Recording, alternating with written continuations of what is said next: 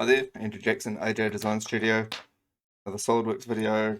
This time I've been looking into something that I've sort of stumbled across with the draft analysis, using draft analysis as a static zebra stripe or a pseudo isophote or light lines analysis. So I'll just quickly run through some background. So draft analysis, I normally use it without gradual transition. Positive draft requires draft, negative draft, and so I get a nice explicit line where I know I've met the draft conditions. So it's pretty obvious. This is what I use day to day when I'm working on parts. I'm not going to show anything, unfortunately, because they're all client stuff, so I can't go into detail. But so what I have noticed is you can use this draft analysis, say on an object.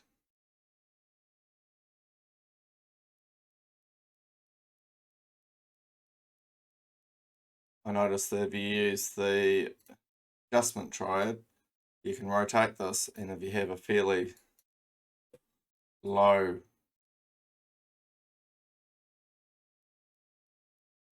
angle for your draft, you get some stripes on there. And it occurred to me that that's what an isophote is. If the definition of an isophote is light of equal brightness from, say, a parallel light. So draft analysis is equal angle from a plane. So if you pretend the plane's a light and it's parallel, so we just assume those lines are equal brightness. So I went digging around inside Solidworks because I thought surely if you can have the draft analysis with the normal gradual transition with that sort of spectrum color range, why couldn't you put a gradient in there or something like that? So after sort of digging around and experimenting, I figured out that you can find where the shader is kept in Solidworks, which is in Solidworks shaders, analysis shaders, there's this draft shader. So in the original shader, it creates when you're on gradual, it creates a gradual sort of spectrum like you get here, a gradient. So I went in, and I'm not a programmer at all, just from trial and experimentation, I've added bands of color stripes that alternate every 2.5 degrees. So I'm sure there's a much more elegant way to do this, where you can just have a little bit of code and a couple of variables for how wide your stripes are and the frequency of them.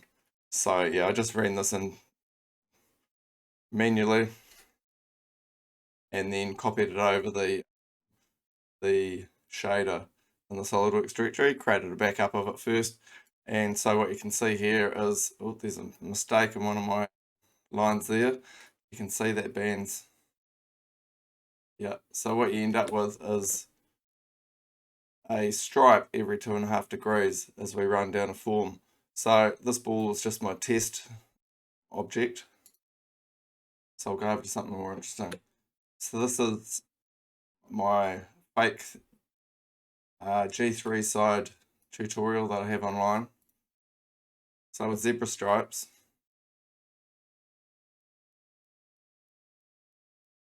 you can sort of see what's going on. Problem with zebra stripes, of course, is when you rotate the object, the stripe moves as well. So sometimes it's quite hard to pick things up. If you use the draft analysis, pick a plane, and gradual transition, you can then use the adjustment triad to rotate those stripes over and lock it in. And so now you can actually make changes to dimensions, rebuild them, and see the effect on the stripes. And because they're not moving, rotate, it's much easier to sort of work on a localized area. I piggyback this into the draft analysis because I never use gradual transition. I find it too busy for my eyes, kills my eyes. Much prefer the non-gradual version. And also because the adjustment triad facility. So let's have a look on the bottom. This is a tutorial or a little video I put up a few weeks ago.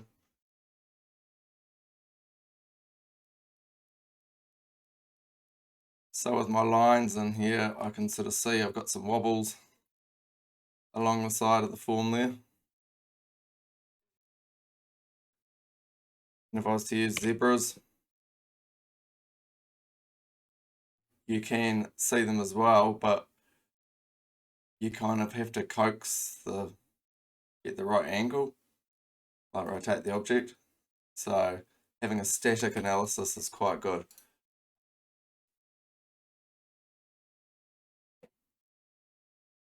Look, spoon tutorial. Okay. So you can leave this analysis on like you normally would draft while you continue to model. There are a few issues with the mesh that is used to calculate draft sometimes, I've found. You can try and muck around with the image quality settings, but sometimes it doesn't seem to update. Okay, so with this adjustment triad, we just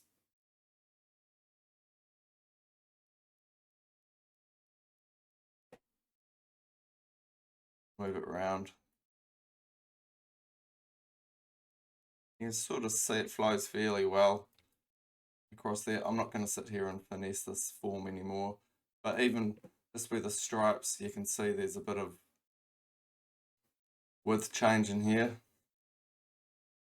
So obviously that surface could do with a little bit of tweaking if you want to get smoother. That stripe there's just where I've got the wrong code in.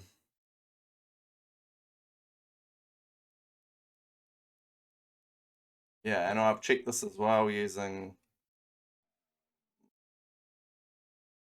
let's just go to the ball. So if you go draft analysis, top plane, okay, and then if we check this with using split line silhouette from the top plane and surface and 2.5 degrees, well, let's make it 15. Go okay.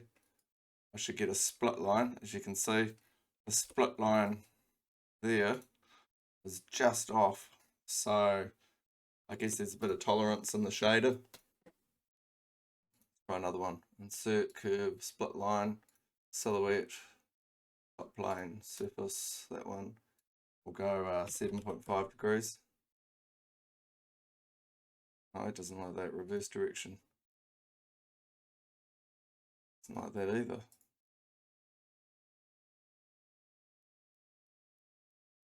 Okay, so there's split line, and that's pretty much bang on the edge of that stripe. So I checked this, sort of gives me some confidence that the shader, the stripes are aligning to where the normal is a particular angle off the projection plane that we picked in the draft analysis.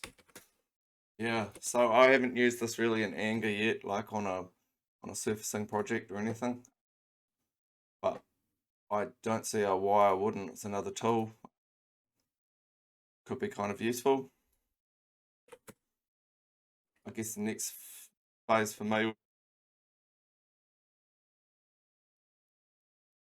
would be to learn how to set up my own little, not macro, but little add-in or something, so you can run this in Solidworks without having to hack it onto the back end of the draft analysis. Because it's really nice having the adjustment triad. So I'm just guessing that probably could complicate things. But it'd be really nice to have this where you could pick the angle between stripes and the frequency of stripes. But it does respect your draft colors here, so if I want to change that color, depending on your preferences. And it also respects, turn your HLR edges off. Yeah, as I said, there's some of the mesh weirdness. But generally, kind of useful. Alright, that's it for me. I hope this was useful. If I have any more developments with this, or turn it into a little add-in or anything, or if anybody wants the fragment shader text file, just drop a comment and I can post it online. All good. Andrew Jackson, AJ Design Studio. Have a good weekend.